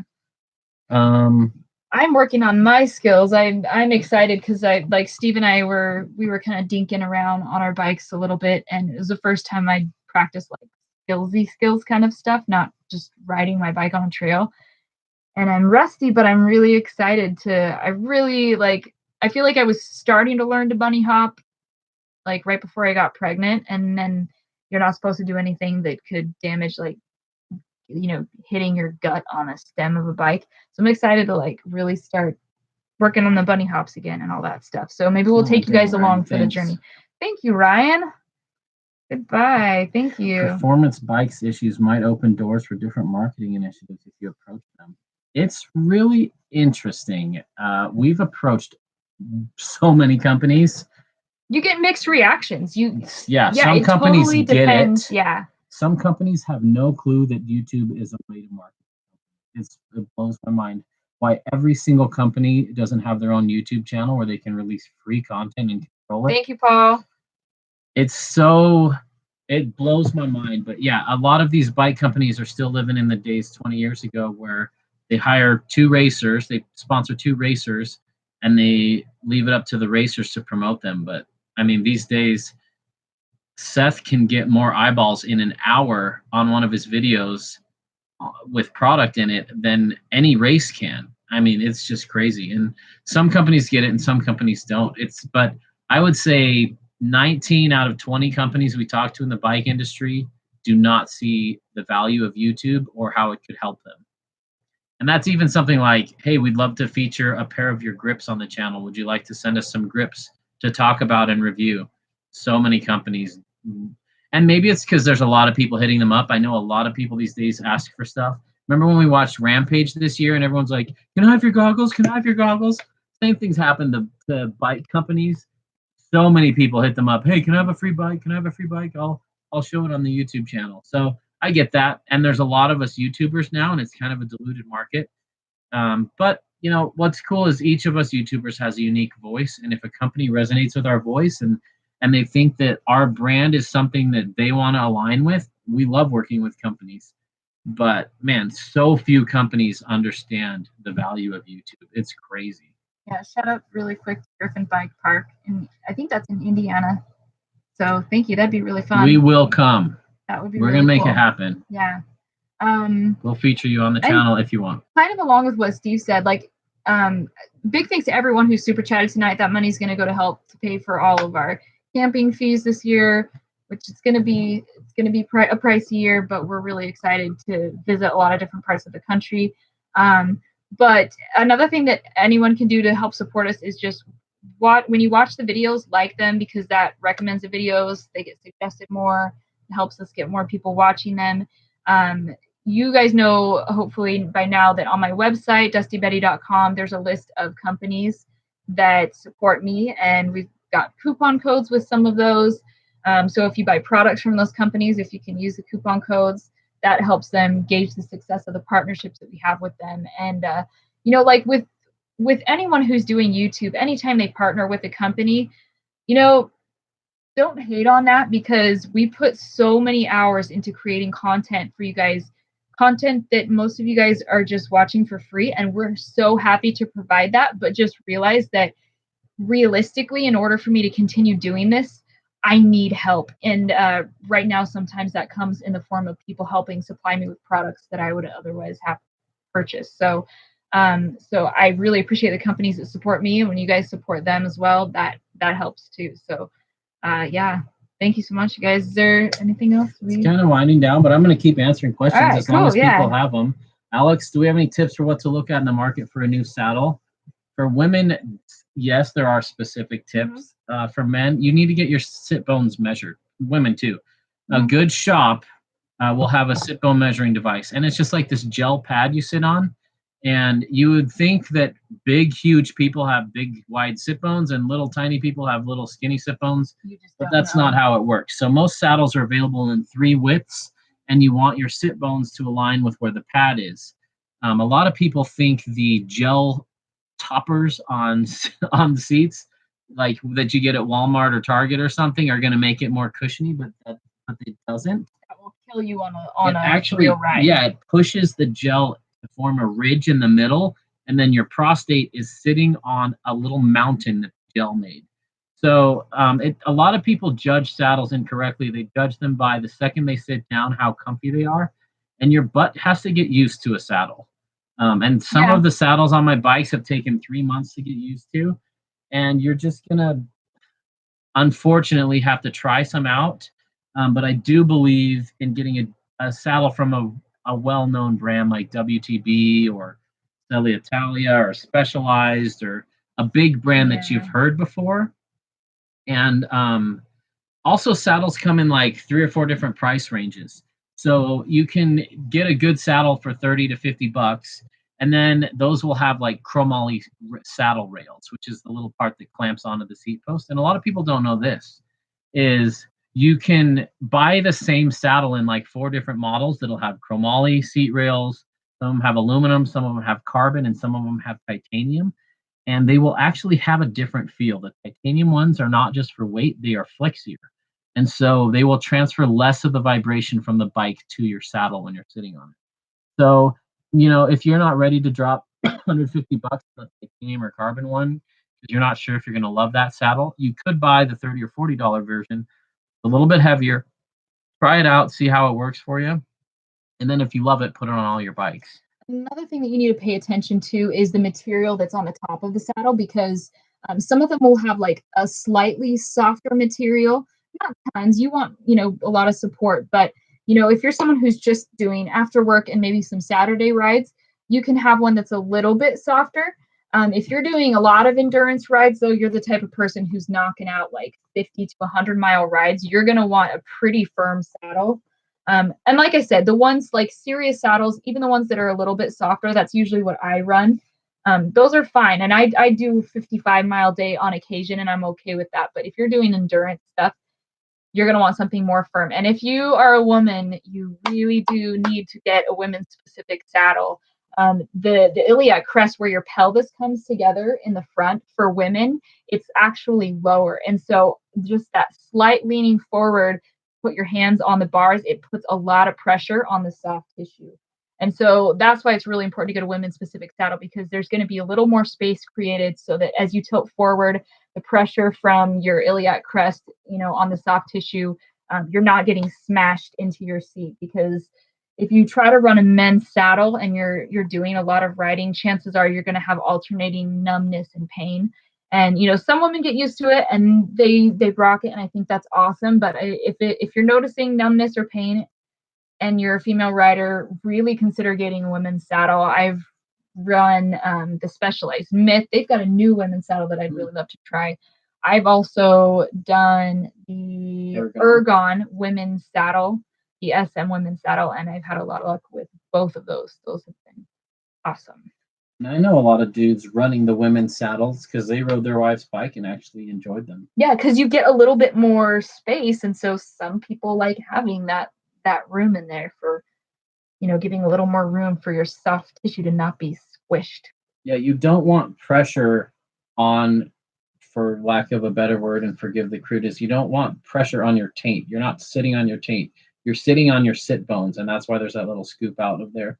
You should not be sitting on fleshy part of your sit area. You should be sitting on the bones, and it takes some time to get used to that. And that's why getting the size right really helps, because it's not that you want your sits bones in these squishy little like gel pockets that are just going to cradle them. You want them supported and held in place. That's what you really want out of a saddle. And you really do need to get measured, because for me, like, if I was to guess based on my jeans size, I would guess I'd take the smallest saddle there is, but that's actually not the case. I mean, when we're talking about the difference in sits bone settings, it's like tiny amounts. And so it's not reflected in the size clothing you wear at all. You really need to get measured. Also, some shops have, I believe Specialized shops have a demo thing where you can buy a saddle and you have 30 days to love it. And if you don't love that model, you can return it and use that credit toward another Specialized saddle and just keep swapping out until you find the one that clicks with you. I think that's genius. I love Specialized saddles. And another big part about saddles is wearing a good chamois. That will really help. Like those little spandex shorts with padding in them, those totally help reduce pain when riding. My favorite chamois as a woman is the Zoic Essential Liner. That is my favorite one. It's like, it's tight enough and got enough elastic to stay up, but it's kind of a yoga top, so you don't feel like you're being like squeezed out the top like a Play-Doh Fun Factory. But do you have a favorite chamois? Foxes are amazing for the price. I mean, you can spend $200 just for the chamois, or you can spend $200 for an outer short with no chamois. But Foxes I can find on sale for like $60 with the short and chamois. They're fine. Yeah, for the price, you can't beat Fox men's or women's. I like Troy Lee. I like Zoic too. That being said, my Zoic one, I usually get those for like $30, which is pretty dang good. You don't like your Pearl Izumi ones? Yeah, I haven't really loved any Pearl Izumi ones that I've had. I've had a really like a kind of a nicer high end one, and I've had kind of like a lower end one, and I haven't loved any of those. We gotta say hi to James, Son of Thunder. Oh yes. Good to see you, buddy. Hey James, thanks for watching. James and John, the Sons of Thunder. I don't know if there's anything. Oh, yeah, there is more to talk about saddles. Your saddle angle is super important too, and where you place it forward and back. Like, it's a whole science, and there are guys whose job are bike fitters to put your saddle in the exact right place. That's something I gotta learn more about, because I just keep moving it till it stops hurting, but there's gotta be science to it. Well, if it's too nose down, you'll be sliding off of it, and it'll be hard to stay in position. And if it's too nose up, you'll be sliding off the back when it's time to climb, or you'll be having a lot of pressure on the front area where you really don't want. I tend to tip my saddle slightly below level. That's how my body fits and how it works. And a lot of people also don't use their whole saddle. Saddles are meant to be sat on the entire part. We've seen a cool saddle that was for men with prostate cancer that had part of their prostate removed. And it's like 2 inches long, and it's just missing two little the nose, stumps where their sit bones sit, and there's no nose to the saddle because they can't handle it. And a lot of people ride their saddles like that. But when you're on a steep climb, especially in Moab or Arizona, where there's a lot of traction, and you need to get your weight forward, you should slide your hips forward about 2 inches on the saddle and sit on that super skinny part just for a little bit. And sitting on the nose of the saddle will press the front wheel into the ground and prevent it from wheeling out. Now there's nothing else to say about saddles. That was kind of a fun detail. I don't know if we're gonna ride near Yosemite this year. I would love to. I don't know if it. Probably not this year. Man, that sounds amazing near Tuolumne County. We might have to add that. Is there a bird clock over there? Yeah, Specialized saddles are amazing. They're one of my favorite. I like WTB Volt personally. It's super cheap. I've got one on my Chameleon. I think it's 35, 40 bucks. And then I've got some WTB on my Spot that was like 150 bucks, and I like the $30 Volt better. So let's see. Yeah, the one that Trump MTB, the one that came on your Bronson, was the most comfortable seat ever. What's interesting, some bikes companies are super good at speccing the parts on it, like Santa Cruz. I think it does a fantastic job. When you buy a Santa Cruz, you don't need to change anything other than the grips, and you can just ride that for years and love it. Yeah. Ooh, what carbon wheels would I recommend? We are biased. We like Knox wheels because they've partnered with us. But here are the other ones I really like. We Are One Composites. They're probably the number one. They're made in Canada. And most carbon stuff is built in Asia. And a lot of times that makes people cringe and they think, oh man, I don't want a Chinese frame or wheel set or whatever. Well, Santa Cruz's, one of the most respected carbon manufacturer ever, is made in China. Giants are made in China. China and Taiwan, they are actually better at carbon than most US factories. So it's not a bad thing that they're made in China. They're actually really good at it. But We Are One Composites, from everything and everyone I know in the industry, they're saying those are amazing. I do like my Knox wheels a ton. I like Noble wheels because they come with Onyx hubs. I personally don't think all carbon wheels are created equal. You can buy some really cheap Chinese ones that are light, but from what I've heard, they don't ride like the really good ones. So yeah, I would say I like Knox. I like Nobles. Interestingly enough, Nobles are made by Light Bicycle. My buddy Justin told me yesterday, and I looked it up. Sure enough, Light Bicycle manufactures a lot of people's carbon rims, and then they also sell their own carbon rims, which is pretty cheap.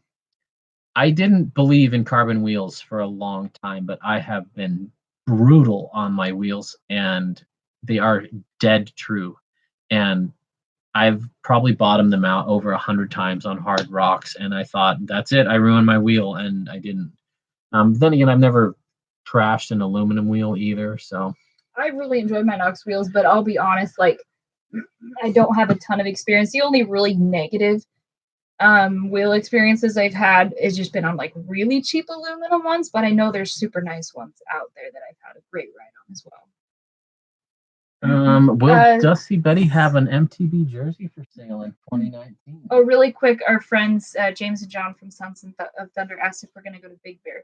I don't know if it's going to happen this year, but when we do, we are going to ride with you guys. And promise. Yeah, you'll probably ride circles around us. Yeah, I'm sure you will.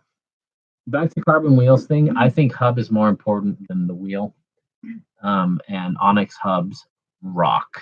I'm just gonna say that. As far as a jersey goes, I will have to look into that. The trickiest part is I'd have to do a campaign and know that I'd have like orders in before I actually like got the shirts, because I can't afford like to front the money to have jerseys and then not have them sell. But if I knew that there was enough interest and I could take orders ahead of time, that could be really fun. So maybe that's something we'll talk about. But that's something you're interested in, ping me, because I have no idea how much interest there actually is in something like that.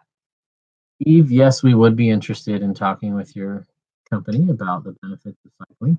We are not we're not exercise science professionals, obviously, but we're normal people and we enjoy being active and riding a lot of miles. All right, Thomas V, man, here's how they measure sit bone size. You sit on a gel pad about this big, and then you stand up, and there are impressions left in the pad for like the next 30 seconds before it goes up, and you can find the lowest point of those, and there's the little tool pulls a little measurement out, and it says 154 centimeters, and then you go buy a tool that's 100, or go buy a saddle that's 154 meters wide. You got to do it. It's awesome.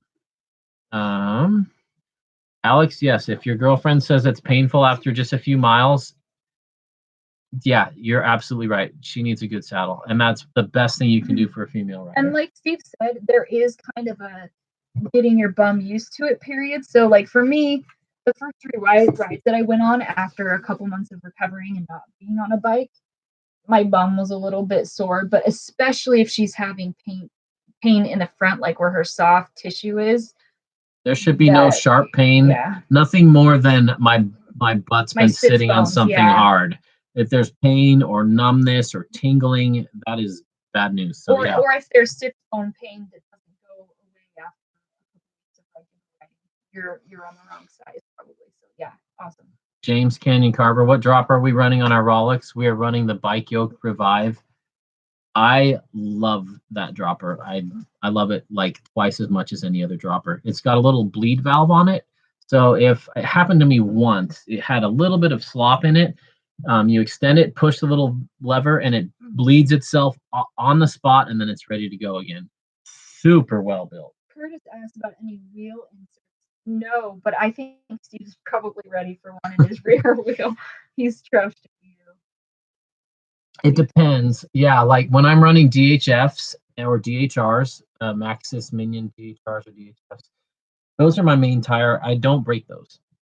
When I run the Aggressor, I pop a lot of those. Yeah, sadly. You went through like 2 or 3 of those this year. In like 2 weeks, and I love the Aggressor. It rolls super fast. It corners so well, but I kept pinch flatting on rocks and tearing them open.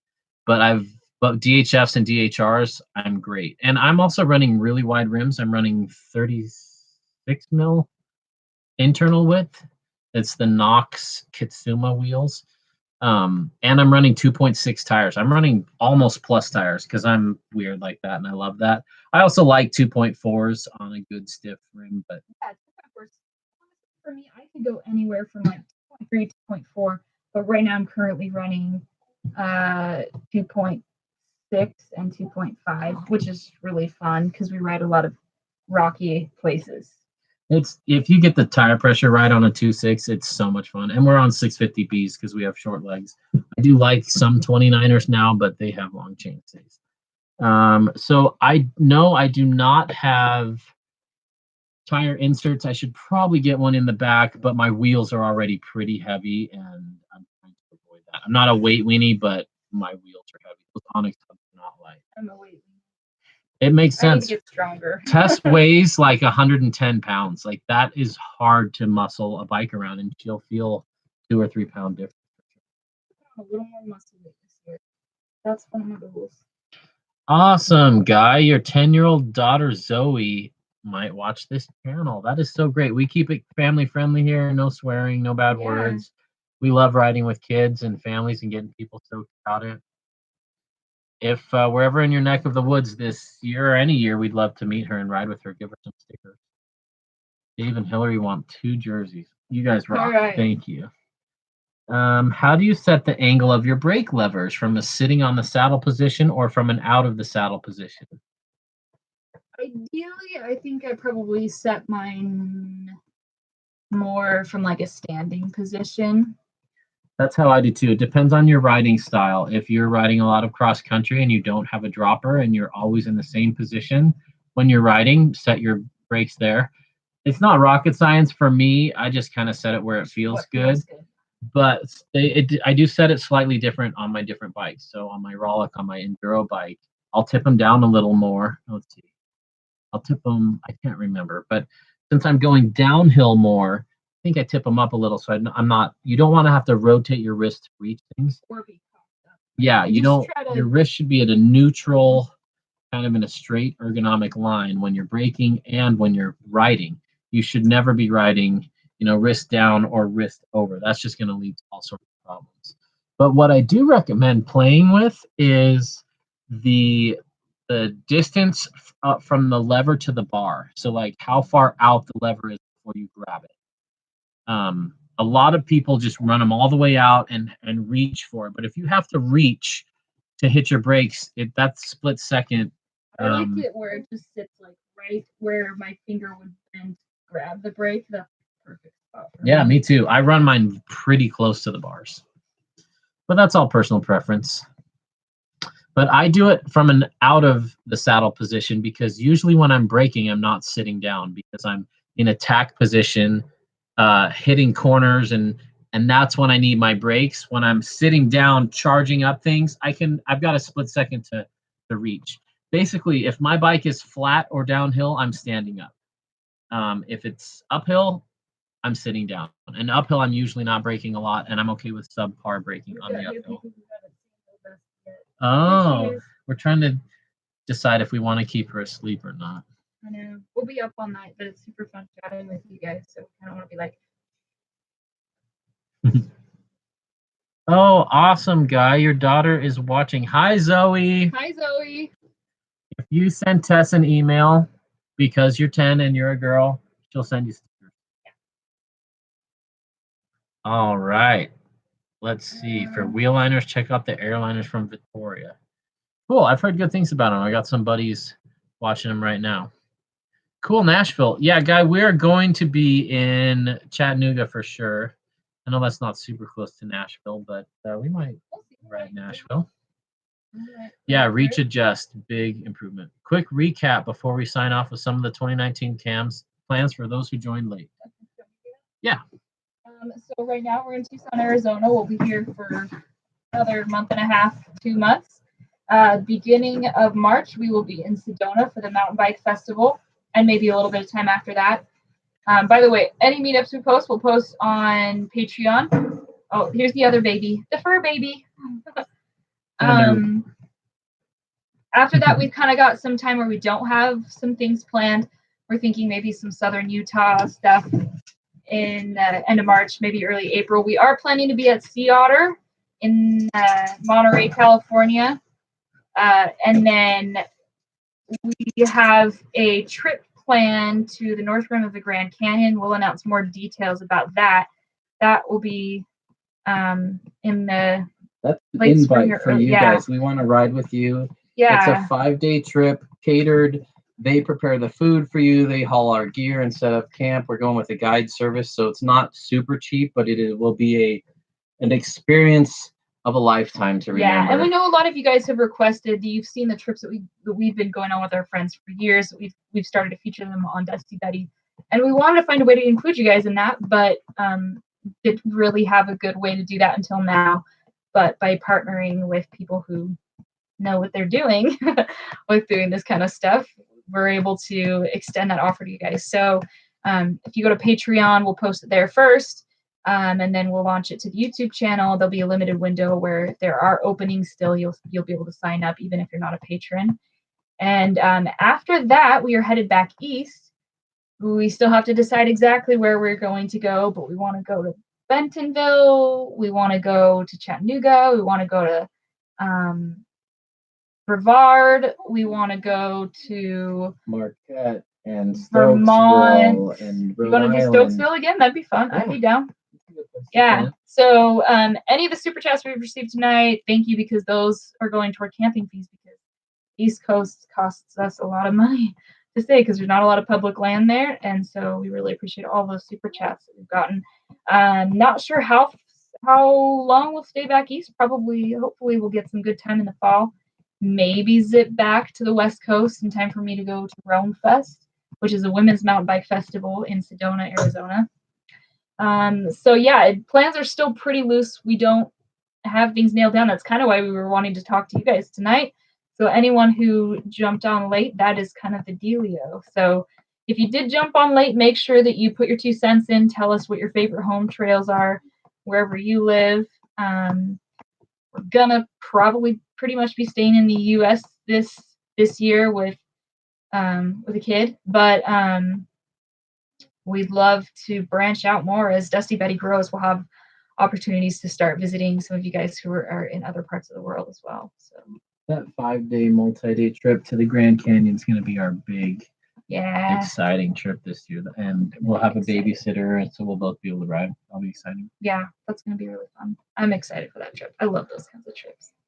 All right, I think we're winding down. Yes, Raccoon Mountain, guy, that's one of our favorite places to ride. We will be there. Yeah. I'll be able to ride it a little bit better this time than the last time we were there, hopefully. You won't be pregnant, yeah. I won't be pregnant, and well, I wasn't pregnant last time we were there, but I wasn't very good at riding. I've improved a lot since then, and I'm getting my fitness back after the baby, so hopefully I'll be firing on all pistons by then. Any other questions before we shut this one down? Yeah. Thanks for chatting. Yeah. You guys are awesome. Yeah, thanks everybody. And also, if any of you ladies are watching right now, or any of you fellas who know about women's riding groups in your area, please let me know, whether you pop it in here or you send me a message through Patreon or through Instagram. Instagram messages take me a little longer to get through, but I still appreciate any useful information that comes to me that way. I'd love to, because Steve and I have to divide and conquer. We have to turns watching the kid. So if I can have women to ride with, so I'm not riding by myself, that'll be awesome. We'll also do meetups, so I'll get to ride with some of you that way as well. But yeah. Yeah, if you want to ride with us, we post those on Patreon, and it's not to make money. It's just because Instagram's too inundated. We've got like 40 people we who lose track say, of. yeah, we got like 40 people say, hey, when you come to Las Vegas, message me and these other 5 people, and we'll come ride with you. And we've got like 8 people saying that, and we can't keep track of them all. So it's easier to just go to Patreon, post where we're going to be, and then And that is also a value that I feel like we can provide people Totally.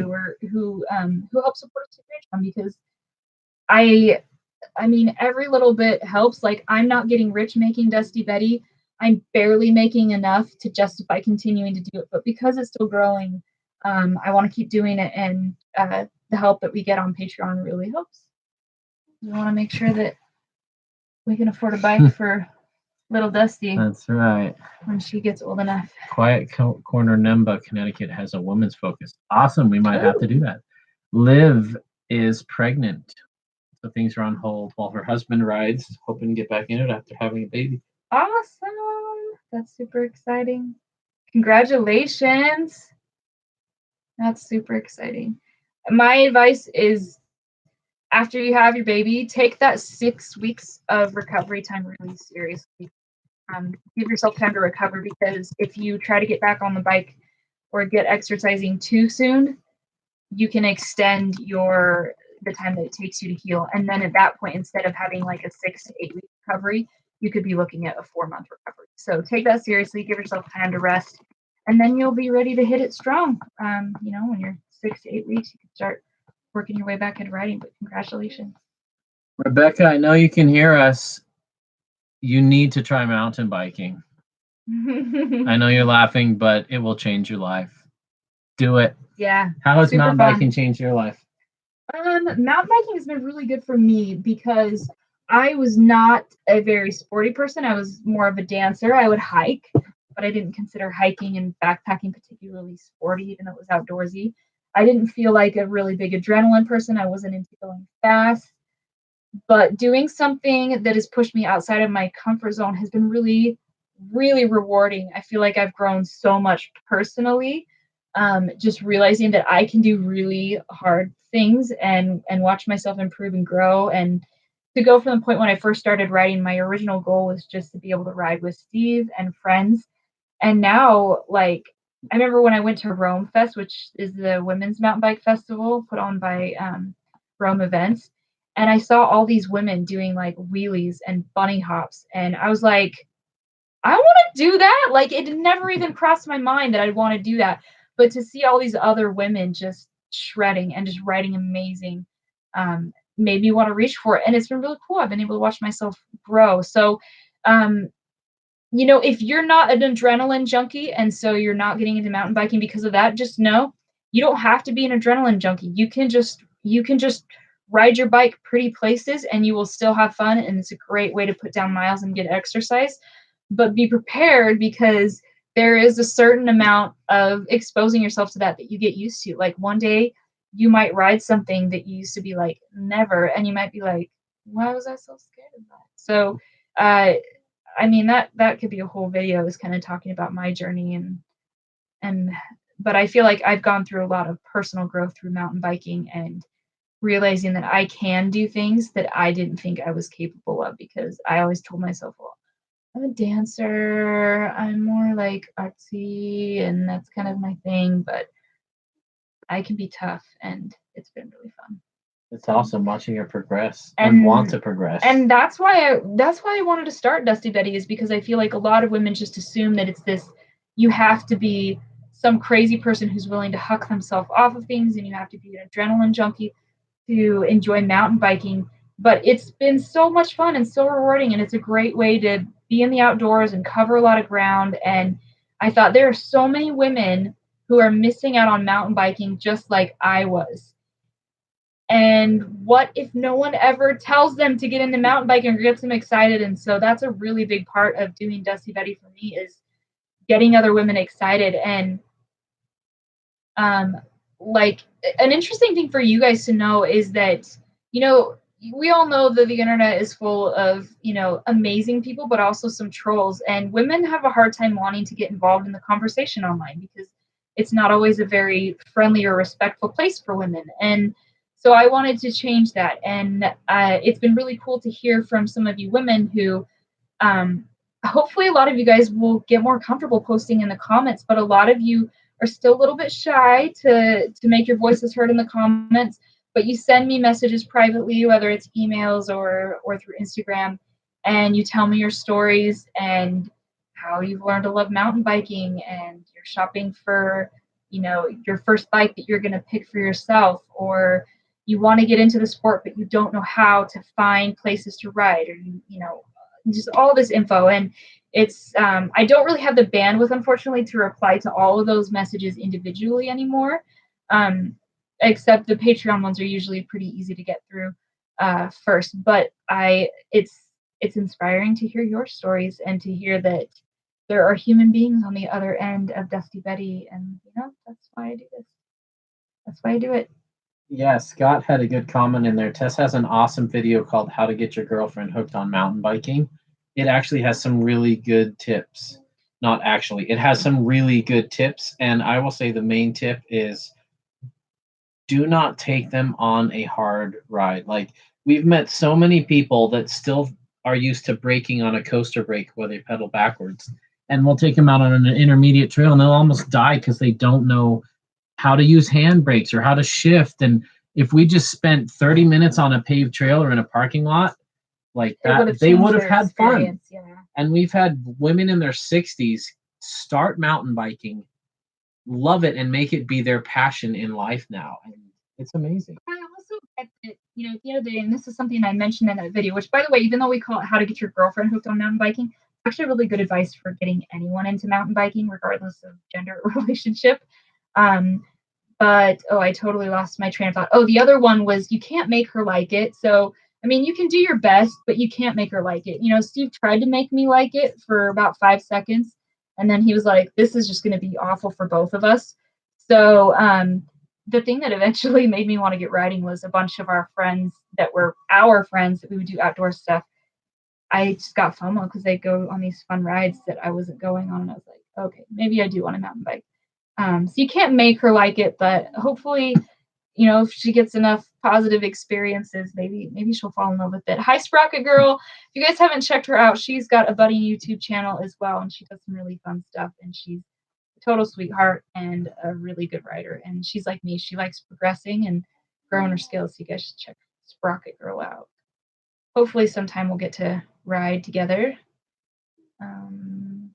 Plant Fuel Pencil. We will be in Arizona till the end of February. Yeah, Plant Fuel Pencil. We totally missed each other. I was so hugely pregnant, and you would have had no fun at all riding with me. And you'll probably still ride circles around me the next time I see you, because you've got legs that can spin for days. But I still want to ride with you. But I'm going to ride in front of you so that I don't get lost.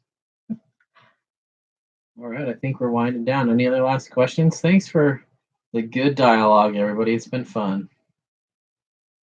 Yeah. I think with so many Arizona people out here, we're going to have to do 2 meetup rides at South Mountain. So many people. Yeah. Yeah, I love that we have so many people in Arizona. We always stay in Tucson, Arizona, because it's hard for us to find safe places to stay in our RV that are affordable and not for 55 and over only in Phoenix. So we haven't stayed in Phoenix, but I'll have to give it another go if I can find a place. I'd love to spend a month in the Phoenix area. Maybe next winter, we'll see. I could ride South Mountain every day for a month and not get tired of it. I'm jelly because Steve got to ride it the other day, and I still only had like a 30-minute ride of it one time. Yeah. We We'll got post rained it up out. on Patreon when we're doing we'll probably do one this month and then one in February too. Yeah, and Does all that our work? friends. Yeah, maybe we'll do that. We'll get some on the calendar. We got to like work around like when our family is coming in town. 'Cause we've got family visiting, but I think we can make it happen. And to all our friends in Colorado, we know that there are a lot of you guys in Colorado. Colorado was the first place that we hit when we hit the road full time, but it's been a few years, so I think it's something that I don't know if it's going to happen this year, but if it doesn't happen this year, it may be time to go back to Colorado next year. We like Western Colorado a lot. Yeah. Front Range is too busy. It's tough for RVers. It's tough to find places to stay. But yeah, we're kind of winding down. Yeah, we'll be at Sedona Mountain Bike Festival. We'll have some group rides there. Yeah, Dusty Betty videos will continue. She's at a very demanding age. I can't wait till she can like entertain herself, because even if I could edit for 20 minutes a day, I'd be doing better than I'm doing right now. But the goal is weekly uploads. Occasionally, if I've got really quick ones, maybe more. But Dusty Betty's gonna keep happening. I'm not going anywhere, so get used to me. Read Lauren's comment.